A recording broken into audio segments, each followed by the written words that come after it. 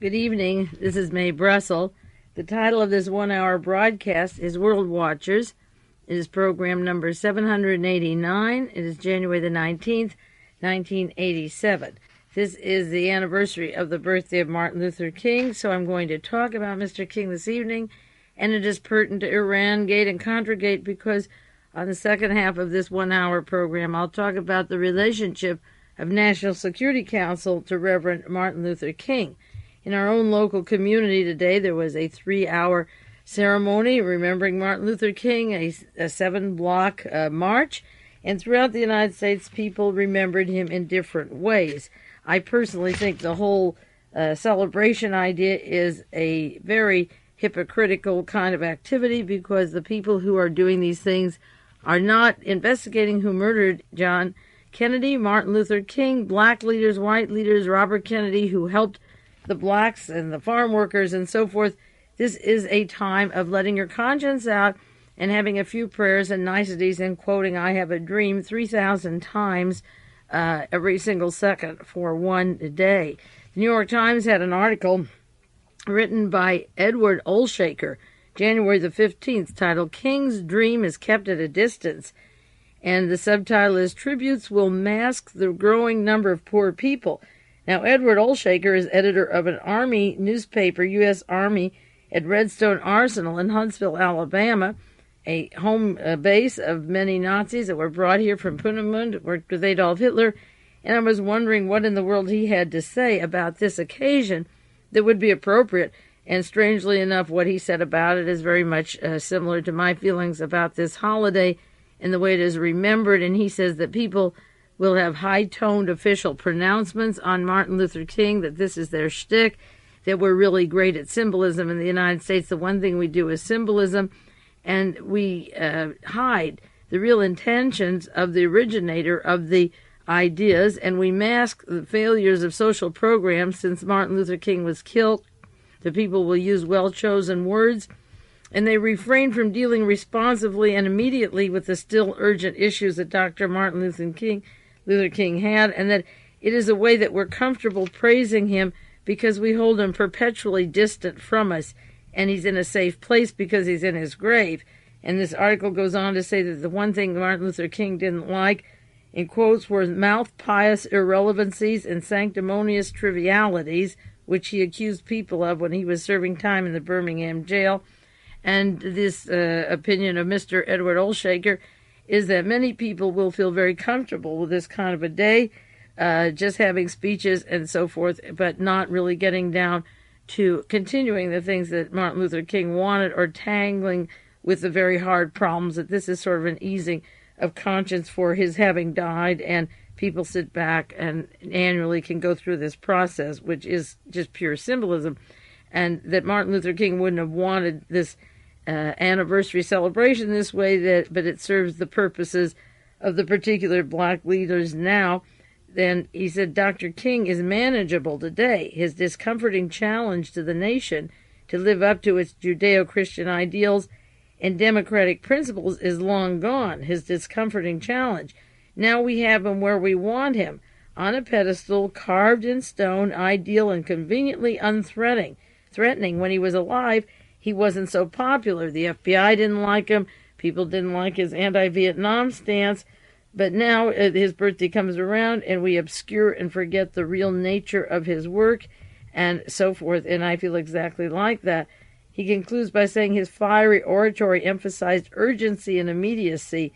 But this National Day of Symbolism, paid for with reverence that Dr. King would have preferred to use to feed the hungry, represents the opposite of a sense of urgency. It carries an underlying self-congratulatory message that on his birthday, on our calendar, we have finally assimilated him into our culture, which means we have let this black man be honored here, which has nothing to do with the way Martin Luther King wanted the world to be seen. Now, last year, on the anniversary of his birthday, Mrs. Martin Luther King had a celebration for him, and the guest of honor was none other than Ryosha Sasakawa. He got the humanitarian award from Mrs. Martin Luther King. Sasakawa was on television earlier this year at the Jimmy Carter Library. He gave $17 million to the library Again, they had a shot of Coretta King. I think he gave $1 or $2 million to the Martin Luther King Center. And then on DVD, they went to a third location, the grave of Richard Nixon's mother and father in Whittier. And Ryosha Sasakawa was there giving more money, $7 million, to Richard Nixon over the table.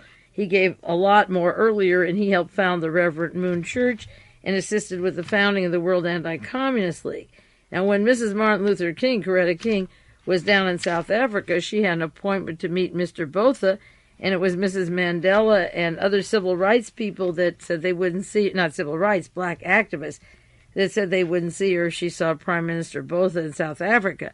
And while she was down there even entertaining the idea of seeing and meeting with that man, there was supposed to be a group of nations, the Commonwealth nations in Great Britain, having their annual get-together and athletic games, and the Commonwealth was going to be called off. 24 countries boycotted it, from Asia, Africa, the Caribbean, including India.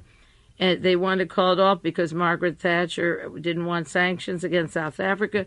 And she issued British passports to 2 athletes at the time of the Olympic Games so they would qualify as British and not South African. Well, the man who rescued the Commonwealth Games, because the Commonwealth was so fascist and approved of the South African policies, the man who rescued the game was Ryosha Sasakawa.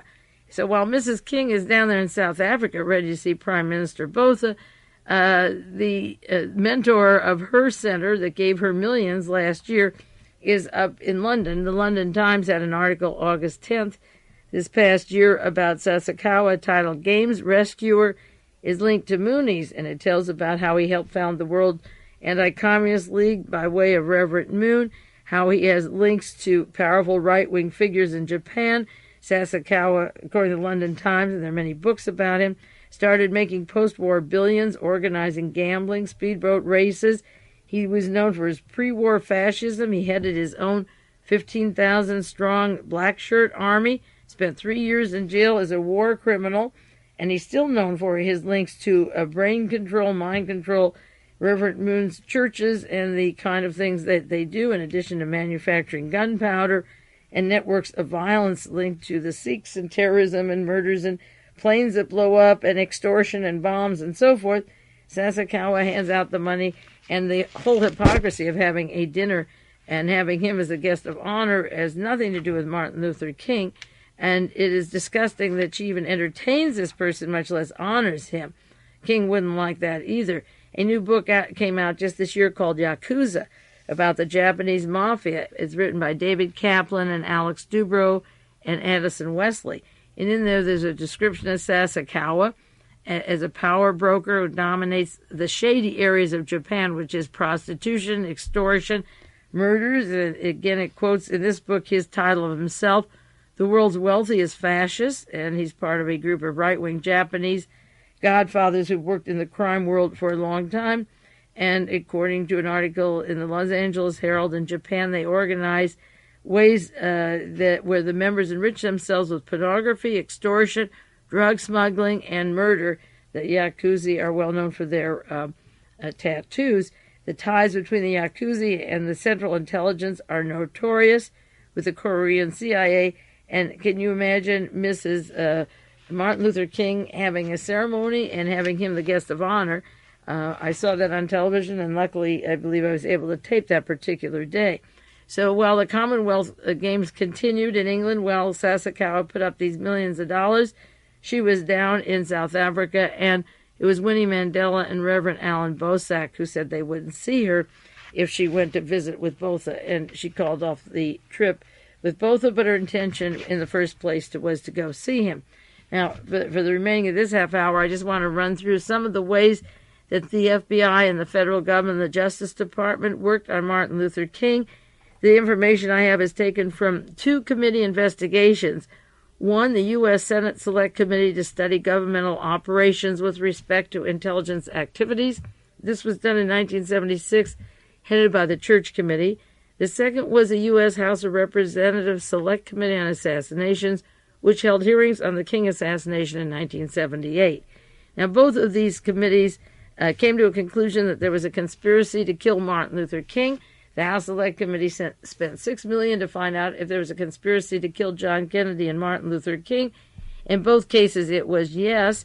I have in my library the hearings from both of those hearings, all of the hearings. There hasn't been one black person or white person on the Monterey Peninsula who has examined those books or read them or had their fingers on them. There was this Peace March for King, involved 1,000 people last year. Maybe we'll see it was 2,000 or 3,000 this year. But there isn't one head walking down those streets or under, over those 2 pair of feet that march that want to know who killed Martin Luther King. This is a wonderful way to say a black man made it. How did he make it? By having his head blown off. The hypocrisy here is so horrendous.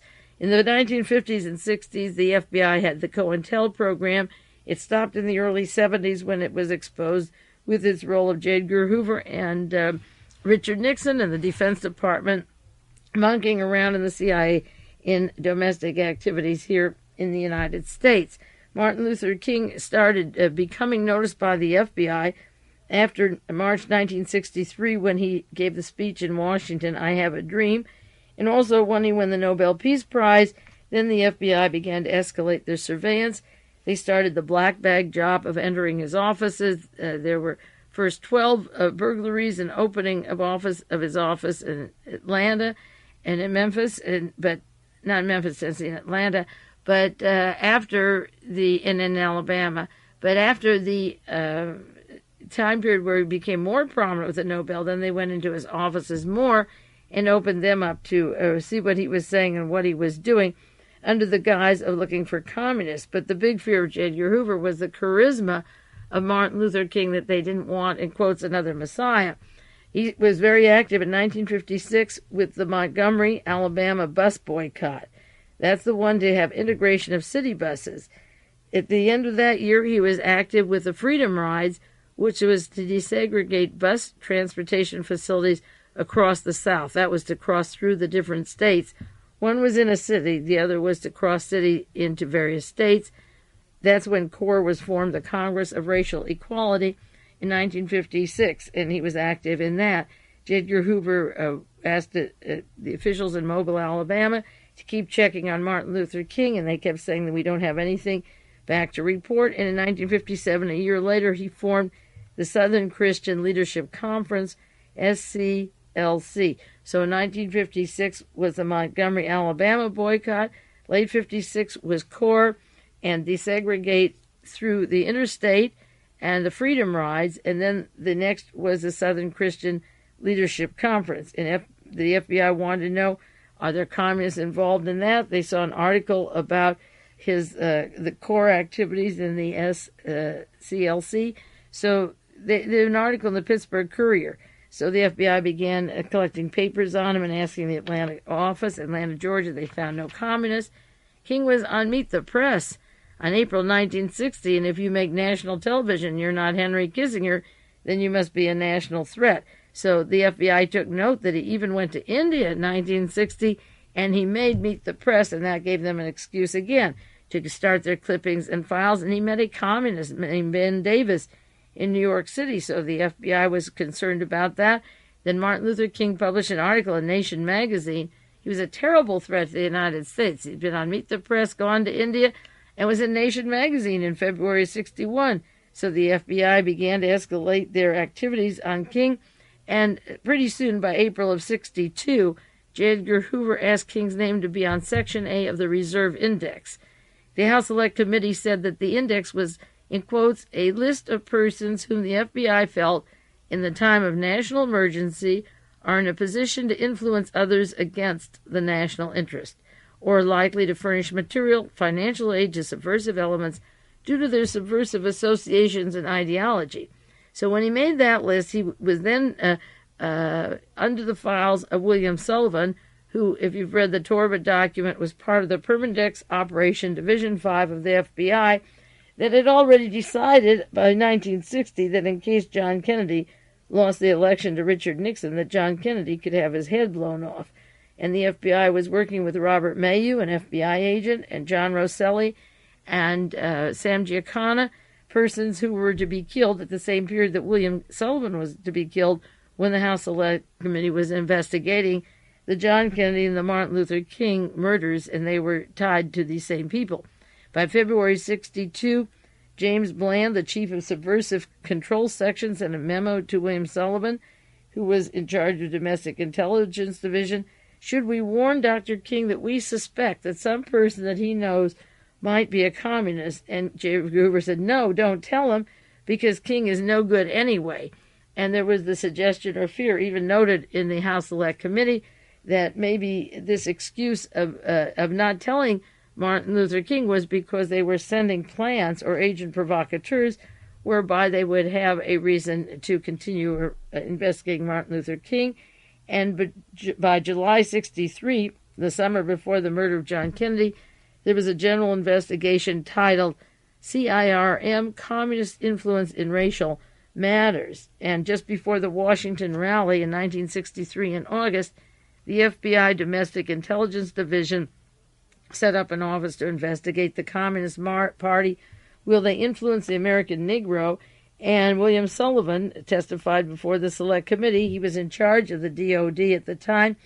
That he went against J. Edgar Hoover's response that there were no communists involved with Martin Luther King, and he said that to the House Select Committee. By then, in 1977, he had been forced out of the FBI, but right after he testified, and later when he was supposed to testify again, William Sullivan was killed. He was taken for a moose out in a field and had his head blown away.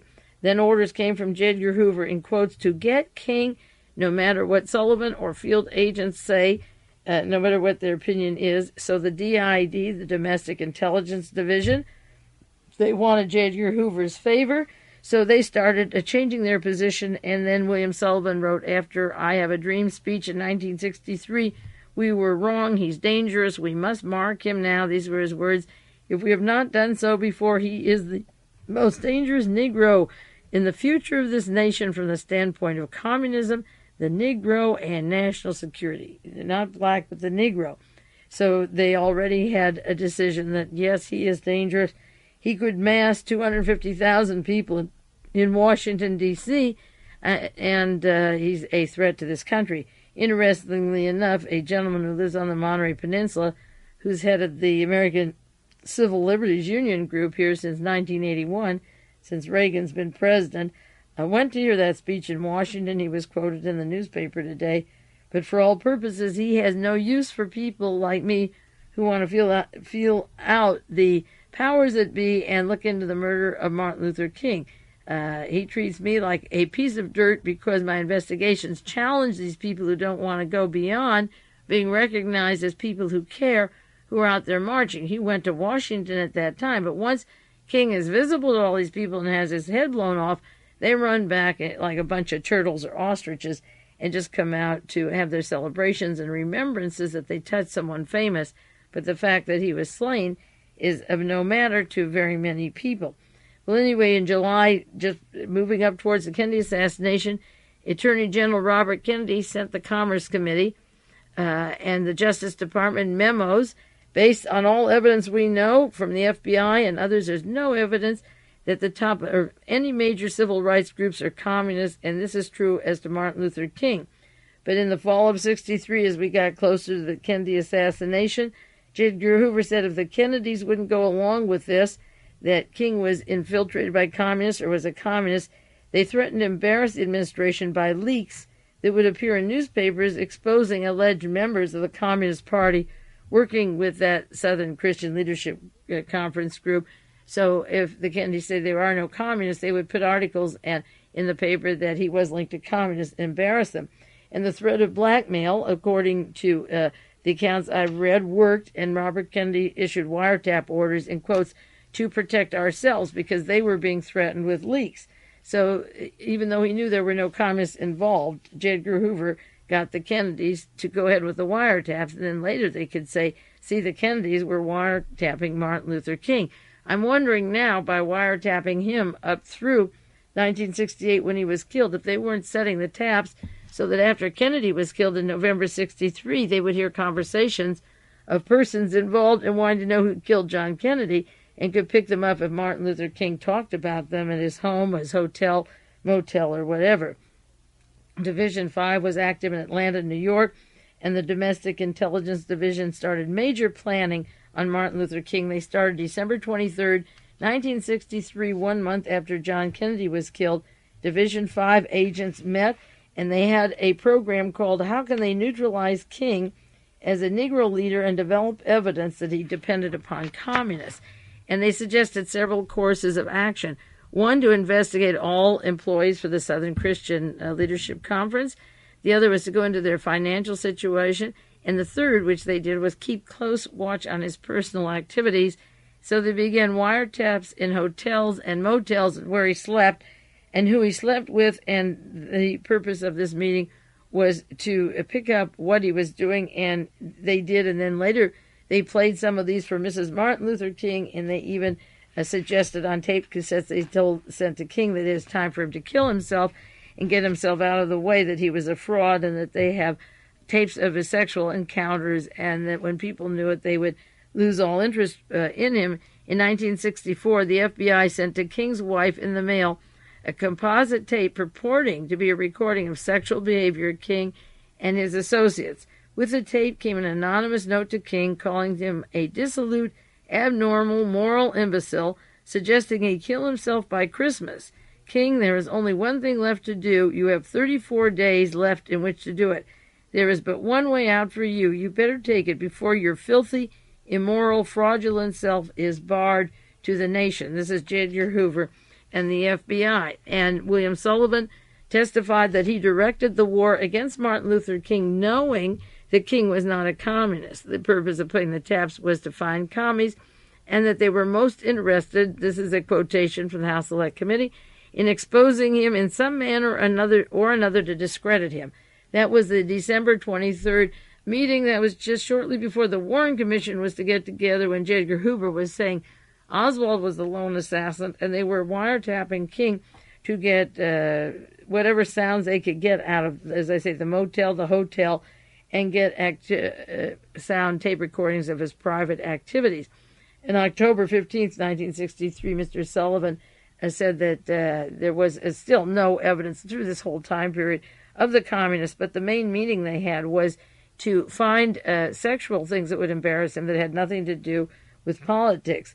Alan Belmont of the FBI passed over a report, it was called a monograph, titled Communism and the Negro Movement.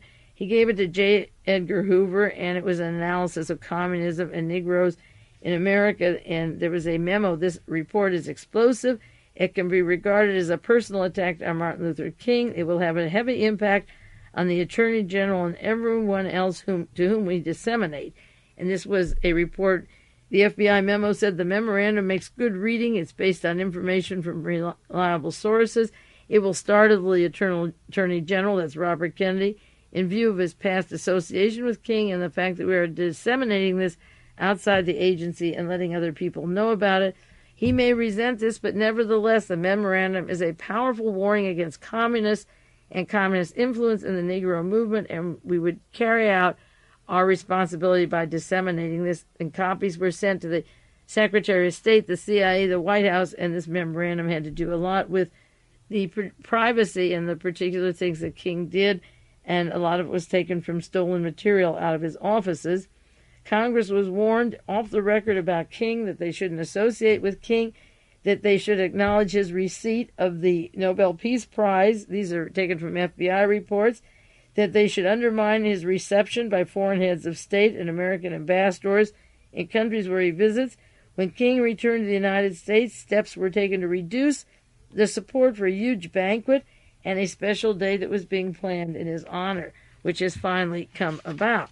And then the FBI program went on to destroy King. They wanted to discredit him with churches and universities and press, and they sent this memorandum about his activities and the possible communists and the highest influence they had. And they sent it to the National Council of Churches, the Baptist World Alliance, leading Protestant ministers. They should stop support of SCLC. And they persuaded them that, in quotes, Negro leaders should completely isolate King and remove him from the role he is now occupying in civil rights activities. The FBI sought to influence the universities to withhold any honorary degrees that they may think of giving Martin Luther King, to prevent publications of articles favorable to King, and this is important for material as I'll have on the second side of this half of this broadcast, and find friendly news sources that would print unfavorable articles. The FBI offered to pay for reporters for tape recordings they made and play for them their own tape recordings made from microphones from the surveillance of hotel rooms that Martin Luther King stayed in. If you publish these articles about him, we will discredit you by showing who he had sexual alliances with or liaisons with and so forth. And they gathered these tapes to discredit him and ruin his position or try to ruin as a civil rights leader. The FBI made preparations to promote someone to assume the role of leadership of the Negro people when King was completely discredited. Of course, I believe, and it's not hard to figure that out, it was Jesse Jackson who took the mantle as soon as Martin Luther King was killed, and he would assume this role. The campaign of King included attempts to destroy the SCLC by cutting the source of the funds. They considered on some occasions plans to cut the support of the major contributions going into his organization. One FBI field office recommended the FBI send letters to the SCLC donors. They had the names of the people over King's forged signature, warning them that they were under investigation by the IRS. The IRS files on King and the Southern Christian Leadership Conference were carefully scrutinized for financial irregularities for over a year, and the FBI unsuccessfully attempted to establish that King had a secret foreign bank account in which he was sequestering funds. The FBI subsequently considered the possibility of getting Detroit policemen to raid King's hotel in March of '64. Keep track of the Miami police force would raid his hotel room in 1966, according to unsigned FBI documents. In April '64, FBI headquarters were instructing agents to continue to gather information concerning his physical activities so that we may consider using this information at an opportune time in a counterintelligence move to discredit him and to consider the possibility of utilizing our contacts in the news media field to talk about King. Eventually, by 1964, and of course the harassment went on until he was murdered in 1968, but this is under the Kennedy administration when J. Edgar Hoover was carrying on these activities with the FBI, and I'm sure that John Kennedy and Robert Kennedy weren't privy to all of these things that were going on. In late '64, the FBI sent to King's wife in the mail, and I mentioned that to you before, tapes of his sexual behavior, and as I said, telling him that he's a moral imbecile, it's time to kill himself. The King's contents were described by King's aide, Andrew Young, as a bunch of guys sitting around who were friendly, who were bidding each other some friendship, intimately talking. Toward the end of the recording, there is a moaning and groaning as if sexual intercourse. Andrew Young tries to cover it up, but whether or not it was sexual intercourse with Martin Luther King doesn't really matter. Well, I guess it matters quite a great deal, and particularly since he's a reverend and since he was married and had a family. And if he chose to carry on that way, such as John Kennedy and Robert Kennedy, it only served the purposes of the CIA and the FBI and the Defense Department because they could use this to blackmail those people who had political good intentions but did indeed wander away from areas that could discredit them. And it's a tragedy that Martin Luther King allowed himself to be in a position and didn't abstain from these activities, considering the position he was taking of prominence and the goal he had for the black people. He should have kept certain standards for himself so that they couldn't tie up all of his work. These activities of John Kennedy and Robert Kennedy and Martin Luther King, the three most prominent cuckolders of political, well, I guess I'll take that back, Eisenhower with his mistress, and a lot of politicians have had sexual exploits. Franklin Roosevelt allegedly had a mistress, and she lived around the White House and traveled with them.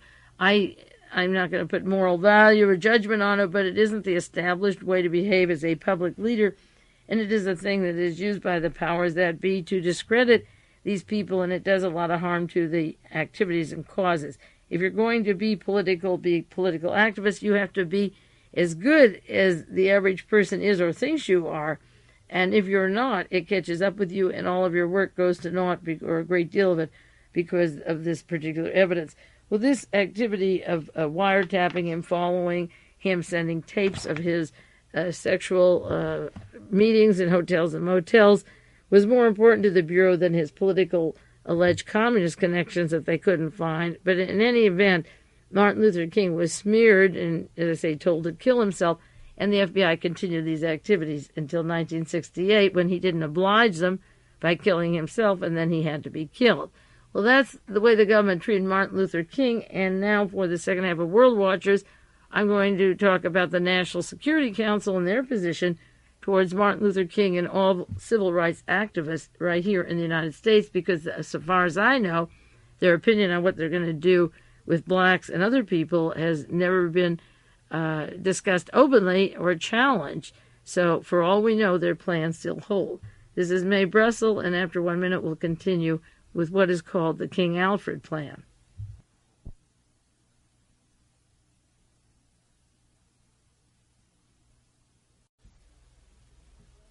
This is Mae Brussell, and this is the second half of World Watchers, program number 789. And now I'm going into the National Security Council, relationship of the NSC to Reverend Martin Luther King, to blacks, and also to third world countries and persons living in what the National Security calls the third world. A friend of mine went to Europe 16 years ago. He left in the fall, and he was going to spend several weeks there. This was in 1970. He decided to spend the winter there, and it was going to be very cold where he was, so he had stored some trunks and suitcases in my garage, and he asked me to open the clothing to get these and mail them to him. And in the bottom of the trunk was a document, two-page document, titled The King Alfred Plan. I described it, part of it, on the air in 1978. That was 8 years ago.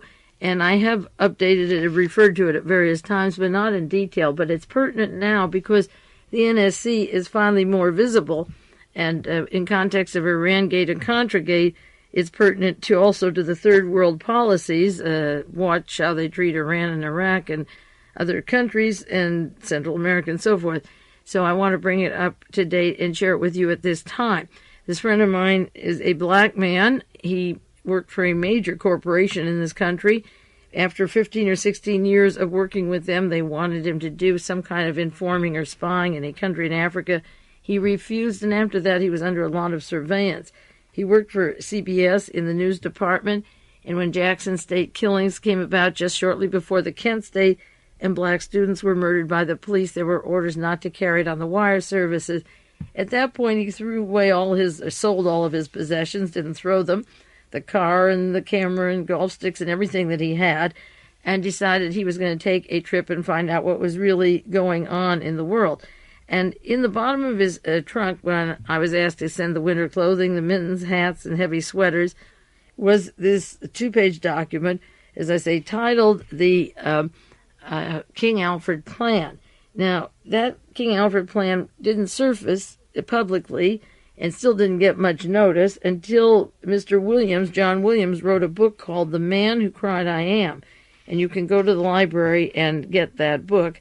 Otherwise, I don't want to start doing this again, but if you send a self-addressed stamped envelope for me, I will copy the King Alfred Plan for you, and you can see it. It is a third copy, it's not a good one, of the original that I have here in my home somewhere, among a lot of material going back to 1970, what was in this friend's trunk.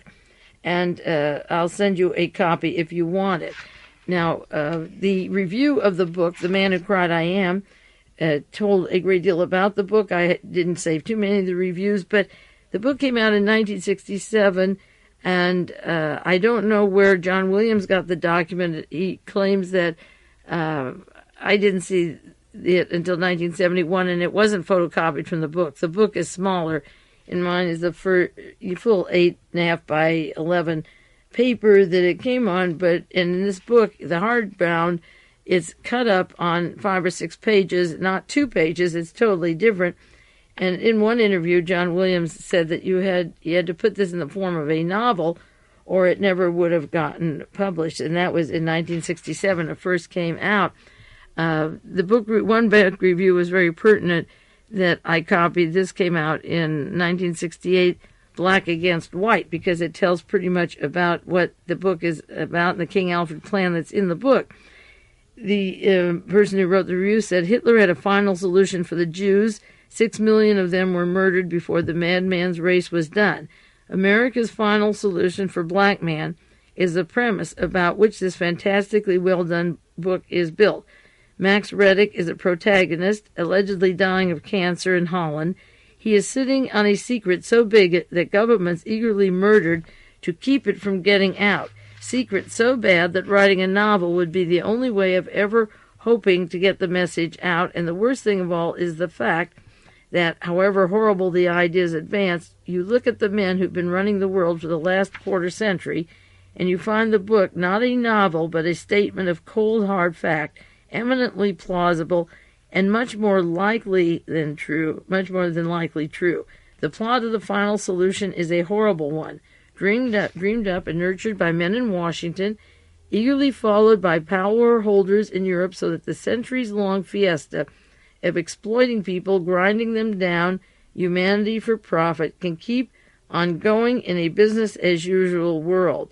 Naive readers will say that the acts depicted in this book are acts which no American would be capable of doing. Baby, look, we lie, we cheat, we murder, we overthrow governments, not to our liking. With this kind of action going for us abroad, what the hell are a million spades or two at home? A murderer is one who murders.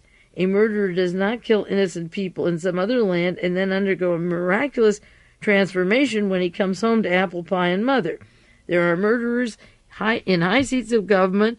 They are bland, napalm-making baby killers sitting around the council tables of the largest corporations, and these are the worst killers of all. They kill not in anger, not for revenge. Their murders are wholesale, coldly planned, carried out for profit. They will kill anyone or anything that gets in the way. That is the message of John Williams, the man who cried, I am. Two irreconcilable enemies are opposed in this book, the blacks and the whites, each one dancing a tune of hate and prejudice, played by an unseen orchestra far above those in continued ease and profit who depend on keeping hate and prejudice alive. That each side is the unwitting patsy for the unseen string pullers is one of the largest tragedies of our time, again like the Iran-Iraq. Malcolm X was one of those who knew this. That's why he was murdered. Malcolm X is murdered also in the novel. An Uncle Tom agent for the CIA or FBI. There are plenty of the black ones. They smell the same. He is killed by his white cohorts when he flashes that the final solution is for all blacks, including himself, including those who played Mr. Charlie's game, hoping for crumbs. The American Indian could have told them how far this gambit served. And the conclusion of the review of the book, because this is in essence what it was about, it says it is horribly believable because from what we've seen of the men in Washington and what they've done so far, a final solution such as that proposed in this book is something that very well could be. And this is the note of warning of which the book leaves. One, however horrible the act, however inhuman the men who run the United States, they are capable of it. This is the legacy and the American dream, and Hitler might be laughing wherever he may be. Now, that's just one review, December the 5th, 1968, of this book. Now, I'll do more on Mr. Novelist John Williams later, if you want, and if I have time. Not if you want, but if I have time. But this is the gist of the King Alfred Plan, and I have one of the pristine copies that was set aside that I found in the trunk of my friend.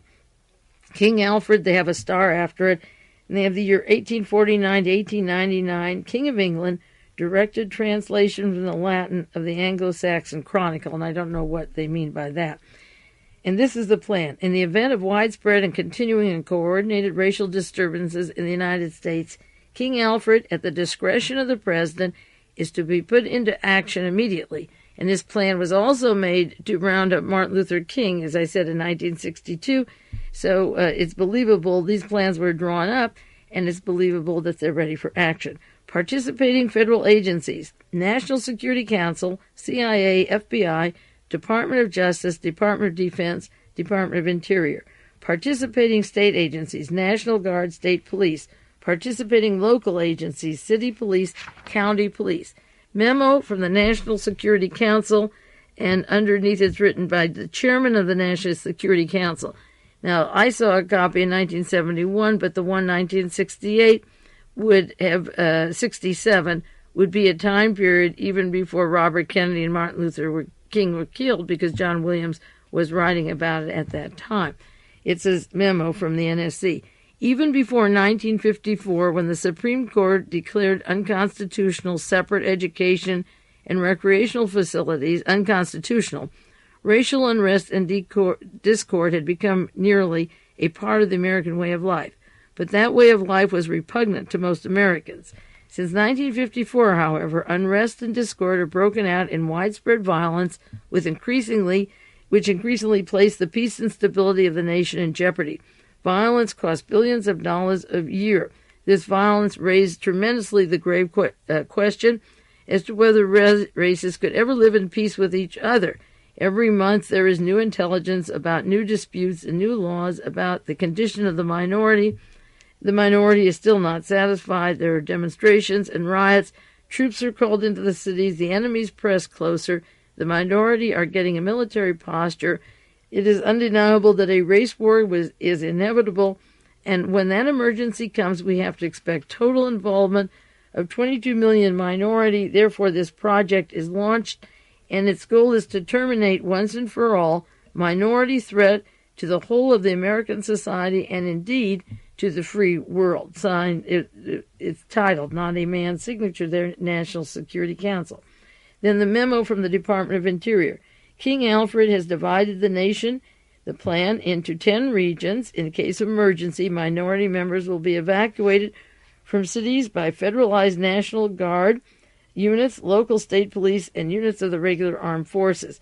Now, the problem with training the National Guard down in Honduras and Nicaragua, Guatemala, and Costa Rica could easily be that they want the National Guard trained for exactly this thing. If there were riots to continue in this country, or riots at all, the plans are to use the National Guard, and they have their military training, and persons are to be rounded up in military installations.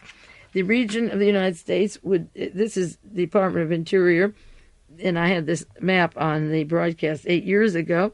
There are 10 regions in which to round people up. There are 12 major minority organizations, all familiar to the 22 million persons. Dossiers have been compiled on the leaders of the organizations. They would be studied in Washington. The material contains many of the dossiers, and our threat to reveal this material has been considerably held in check because the activities of some of the leaders, they're afraid that they will get wind of what is happening, so they can't reveal this material, but they are well aware of these particular leaders.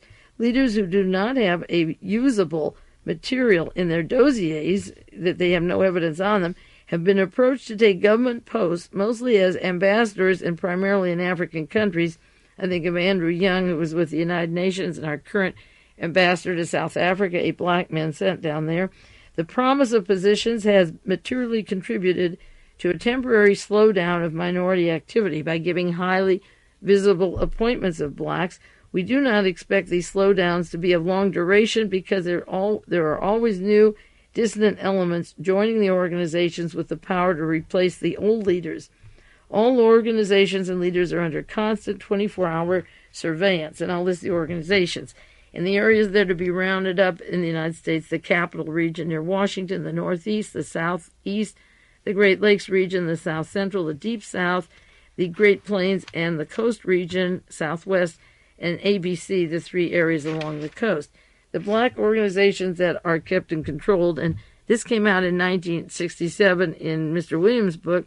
Many of these don't exist at all. The black Muslims, and to encourage riots and problems, they're allowing more and more Gaddafi to fund and give money to Mr. Farrakhan that can increase this race war and get it going a little sooner. The other is the Student Nonviolent Coordinating Committee, SNCC, which really doesn't exist. The Congress of Racial Equality, which hardly exists anymore, that Martin Luther King helped found. The UHERO movement, we don't hear a thing about it.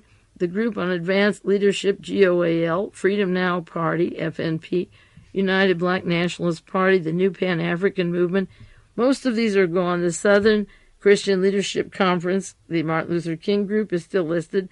The National Urban League, that was in the news today. The National Association for the Advancement of Colored People, that are still around. And the Committee on Racial and Religious Progress. at the appropriate time to be designated by the President, when leaders of these organizations are to be detained only when it is clear that they can't prevent the emergency. They'll work with local officials during the first critical hours. We'll use the leaders of the organizations who are pacifying people by having black visible leaders right now. We will use them until they cooperate or work with the persons doing the rioting and so forth. During the critical hours, we'll use them. All leaders or other leaders are to be detained at once, except the ones we've designated. Compiled lists of minority leaders have been readied at the National Data Computer Center. It is necessary to use the minority leaders designated by the President in much the same manner we use minority members who are agents with Central Intelligence and Federal, which is FBI, and we cannot, until there is no alternative, reveal King Alfred in all its aspects. Minority members of Congress will be unseated at once. This move is not without precedent in American history, and this is not signed, there's no name, but under this base it's put together by the Attorney General. Then from the Department of Defense. This memo is being submitted in lieu of a full report from the Joint Chief of Staff. That report is now in preparation. There will be many cities where minority will be able to put into the street a superior number of people with a desperate and dangerous will. He will be a formidable enemy, for he is bound to the continent by heritage and knows that political asylum will not be available to him in other countries. The greatest concentration of minority is the Deep South, the Eastern Seaboard, the Great Lakes region, and the West Coast. While the national problem exceeds that of the minority by more than 10 times, we must realistically take into account the following.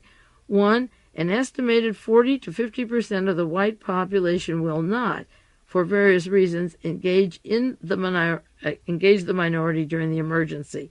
They won't attack or help round up. 2. American armed forces are spread around the world. A breakout of war abroad means fewer troops at home to handle the emergency. 3. Local law enforcement officials must contain the emergency until the help arrives. The local must work until the troops arrive, though it may mean fighting a superior force. New York City has 25,000 police force. There are 1 million minority members in the city. We are confident that the minority can hold any city it took for only a few hours before the Pentagon comes in. And this is where the neutron bomb and John Singlaub and William Casey and Alexander Haig are important, and Israel and Cameroon testing the neutron bomb, because this would neutralize all the people in the city, and it would take less than a few hours to take care of them. But this Defense Department memo, as part of the King Alfred Plan, said we are confident that the minority could hold any city it took for only a few hours.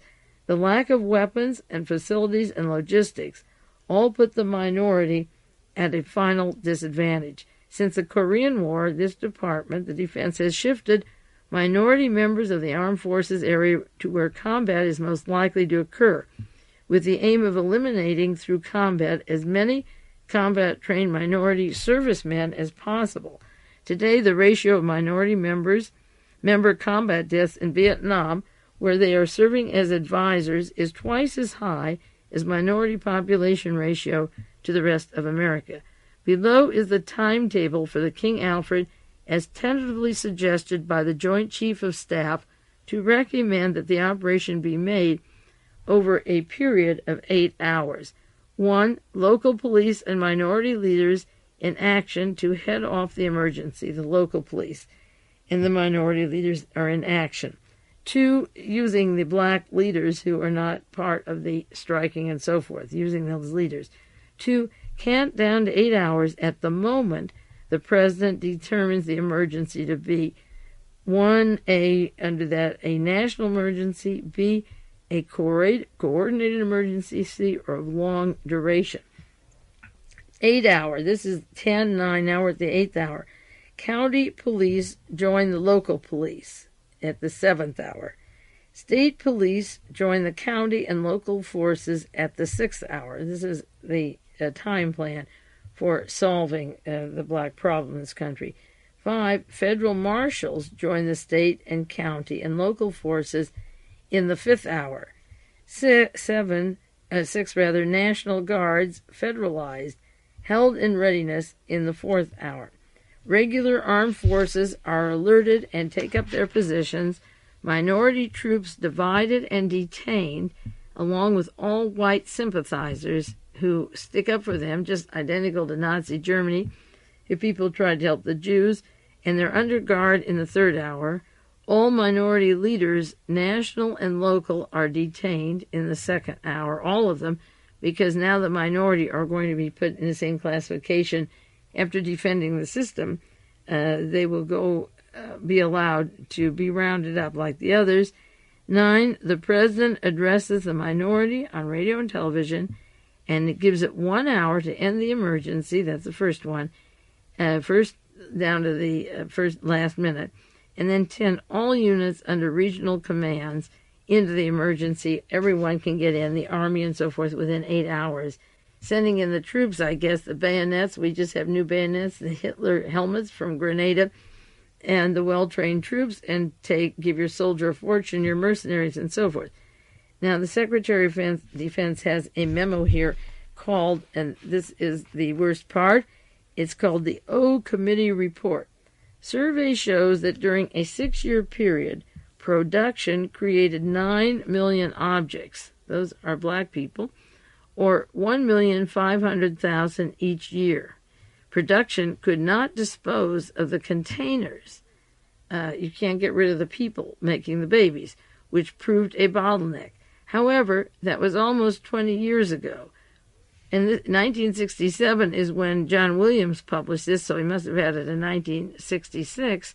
And 20 years ago was 1946, when I.G. Farben had closed shop in Germany with their gases for extermination. That was almost 20 years ago. Okay. We suggest that vaporization techniques be employed to overcome the production problems inherent in King Alfred. And then below it, it says Secretary of Defense. And that is the King Alfred Plan, exactly as I saw it in late 1970 or early 71. This is something that I have in my collection of articles and files. I put it away so carefully that through the years it has, the pristine original copy is somewhere where I don't even remember. I'll have to go through the file and find where I put it. But I made copies of it, a lot of copies, to put under a file on genocide, a copy under black deaths, and so forth. And it tells you about the plans with the black leaders. So that is something that I have had for a long time. I've had on the air. I've referred to it. I've talked to black people about it, and I've done radio shows, but there's no response. I guess there's this deniability that such a thing could happen. Now, I have a list of books that are available on the death of Martin Luther King, and if you want to know where to get them, you can send me a self-addressed stamped envelope, and I'll give you the address of somebody who collects these books, and they are available to you. And a lot of them are paperbacks. They're $1.95, $2.95, $3.95. They're very inexpensive. Some of the books on the murder of Martin Luther King are, one was published in 1972, An American Death, the true story of the assassination of King, written by Mr. Frank. In 1980, A Case of Conspiracy, James Earl Ray and the Assassination of King. And Mr. Newton is a paperback. 1977, A Code Named Zorro, The Murder of Martin Luther King, it's Mark Lane and Dick Gregory.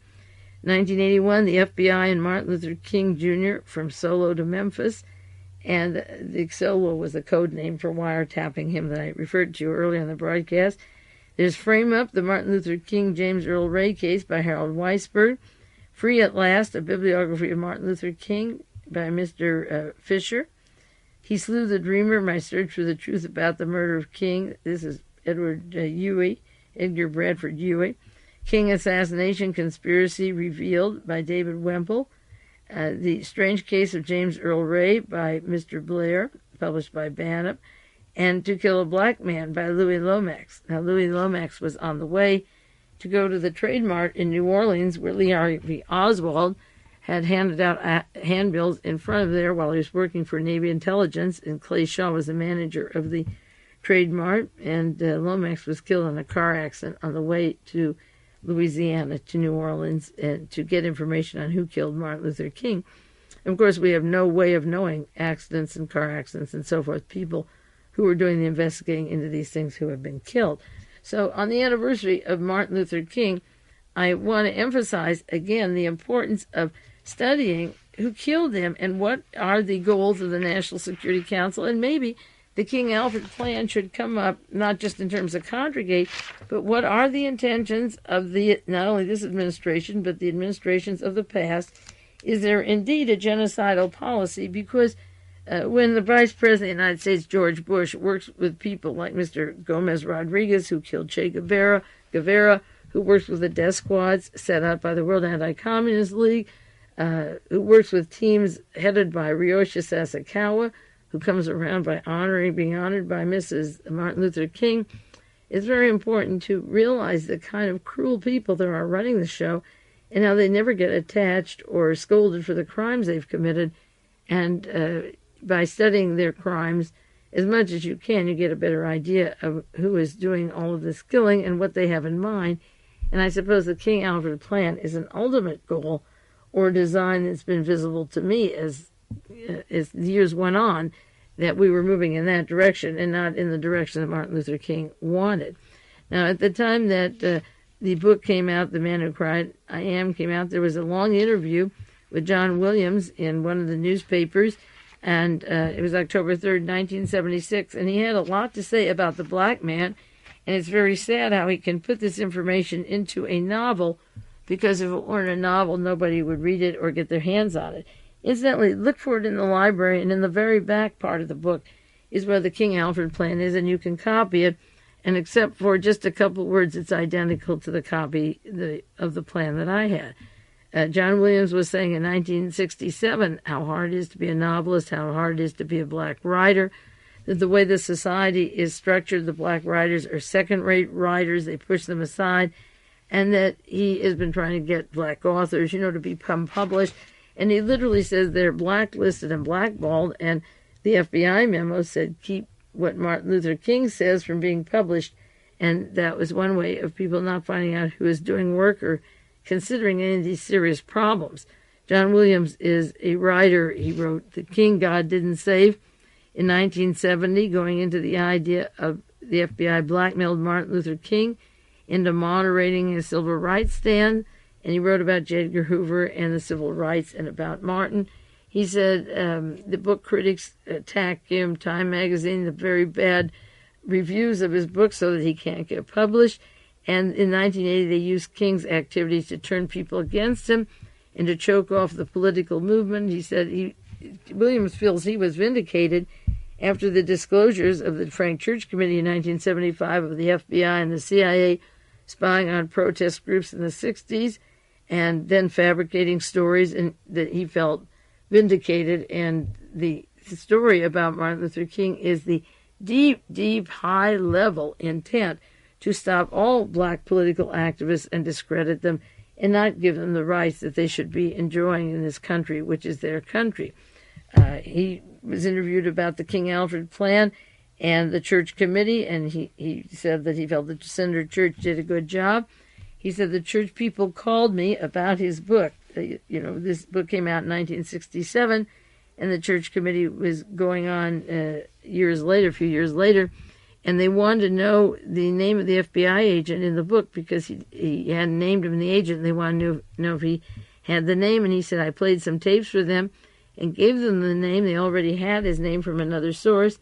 And then he said, I don't think the Church Committee did a good job. They couldn't understand why Hoover was so vindictive towards King, the role of J. Edgar Hoover. And, of course, the connections to Europe are through Interpol, and J. Edgar Hoover's working with Hitler's police system and being very pro-German and pro-Nazi and handling the American labor movement like the CIA started doing after 1947 to break it up and discredit the people and any people's movement of civil rights and so forth. This interview of Williams continues. The book sent waves through literary and political circles in 1967 because many people thought that the King Alfred Plan was plausible. Consider the setting of the period. Stokely Carmichael had a call for black power, for hardening the schism between racial separatists and integrationists. In Detroit and Newark, there was civil strife, unemployment, and blacks were killed, and in the South there was a battleground and confrontation between segregationists and him seeing nonviolent blacks such as Martin Luther King. And when he wrote the book, looking back over the years, it's easier for him to see a certain perspective, but there was so much anger that the plan of genocide was really easy to do. And what I think is important is that the anger is still there and the frustration is still there, and that the King-Alfred Plan could, in fact, just be operational, ready to be taken into effect, and some of it could be used down in Central America as a test case by certain persons and mercenaries to use to round up at the time they want to round up if there is a crisis. The government and the Defense Department can move within 8 to 10 hours and take away anybody they want, and they've already checked out the laws and the ways to do it, and the people they have in power, the NSC, are capable of doing that. Well, this isn't a very pleasant subject. This is the anniversary of the birthday of Martin Luther King. These are matters we should address ourselves to. Not his dream, but our nightmare, and what went wrong, and how did it go wrong, and how did they trip him up, and what are they going to do for all the other blacks? These are the issues now, and they keep escalating, and the indifference is equal to the escalation in terms, if you could measure it, but that's not our problem. We have to stay alert to these things, and time moves on, and the National Security Council is truly, for all purposes, genocidal, and just what John Williams describes it to be. This is Mae Brussell, and next week we'll get back to Contragate and Iran Gate, and as I said before at the beginning of the program, this matter of NSC and the Third World is not separated from those problems at all. In the meanwhile, keep well, and thank you for the books and letters with articles that you've enclosed that I can read and share with you in the future, and we'll be back together just one more week from now, and we'll continue on some of these nightmarish stories.